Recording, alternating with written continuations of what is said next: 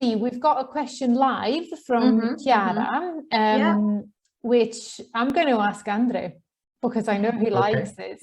How to manage a disruptive class? Oh, that's a challenging question. I feel like this is one for Andrew. Yeah, I think, I'm going to try to summarize here I call it the neuropsychology of misbehavior. And I wrote something And here is why that. I gave it to Andre, guys. Yeah.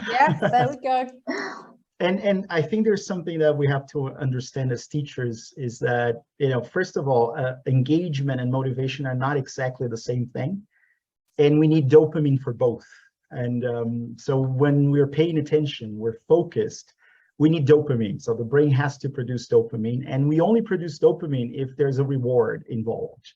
And it doesn't have to be a monetary reward or a physical reward, but really That's good. Anything, that makes your brain feel good, basically. And what happens in most classes is that students, their dopamine supply, depletes very quickly because they're always looking for something to do, to allocate their attention, their focus. And I think one of the things we have to understand is that probably what we're doing is that we're not tapping into the things that they like, the things that they appreciate, the things that they feel great sharing, for example. And that's probably why they are not paying attention. If they're not paying attention, chances are they're going to start misbehaving because they're looking for that dopamine, surge, let's say. They need to find something to do to get the dopamine surge.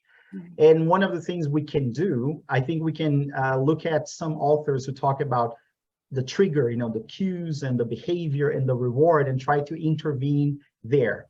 So there are 3 stages, so the cue the trigger that makes your student misbehave. So you have to try to reduce that or remove that from the environment, If it's something like you're dealing with young learners or even teenagers, it might be something that catches their attention in the environment, and suddenly they're just looking at that and not paying attention. They're not listening to you. So try to remove those distractions. For example, having their phones on them all the time might be a problem because we want to look at the notifications all the time. And then we start talking and we forget about the task.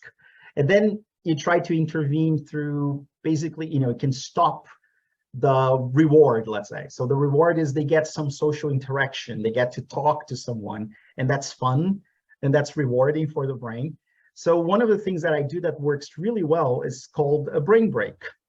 So I know, the brain needs to have social interaction and to get some social reward. So instead of just waiting for your students' attention levels to go, to completely deplete, basically. So insert small breaks so that they can talk to their friends very quickly for 1-2 minutes before they get to the stage that they start messing around too much. Give them assigned roles so that they feel that they are responsible for something, and then they don't have to, feel that they're not appreciated, that you don't care so much about what they're doing. And I think you have to set some expectations and rules for behaviors. And then sometimes, if it's I think all of us have done that, have been there. Sometimes there are very difficult, very complicated groups, and then there are certain students that they start a mini revolution in class, and then you have to possibly take them outside and talk to them, ask them to stay a couple of minutes, set some rules, and then you have to set reinforcement mechanisms. So you have to keep reminding them. It's normally one intervention won't do. You have to keep reminding them that they are not behaving properly, that this is going to be problematic for them, for everybody else. It's very behavioristic in a way, So there should be some reinforcers and punishment. And punishment is really, not, let's say, doing something terribly bad to them, but really removing certain things from the environment that they want, they like, so that they realize that their actions have consequences. And being a teacher is hard. It's really difficult to find what works for each one of them. But I think you really have to be firm, you have to be gentle, you have to have rapport with your students so that they look up to you, respect you, they want to listen to you and learn from you. And you have to intervene either before the cue presents itself or when the behavior starts forming, or, you know, before they get the reward, let's say, to use Charles Duhigg, you know, habit formation loop, right? So try to think about those things. It might be a challenge. I failed many times, you know, I've succeeded other times, and we're always trying to find the solution. I know it's hard, but we have to try, right? Yeah, I suppose setting realistic expectations for oneself as well. Yeah. I think I remember when I just started out and I was teaching teenagers, I just wanted to shoot myself at one point, because this was like, how am I going to do this? And then I became, you know, gradually more sort of okay with a little bit of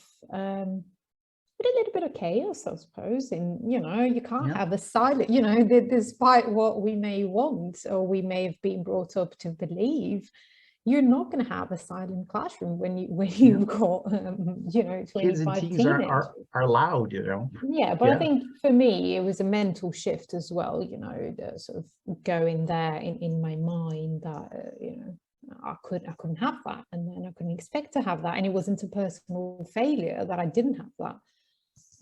That helped me as well. Just a practical idea for teachers. Something that I always do every year when I start the new year and I've got a new group, it's a classroom contract. I think that works well when you have disruptive students. So you create a classroom contract.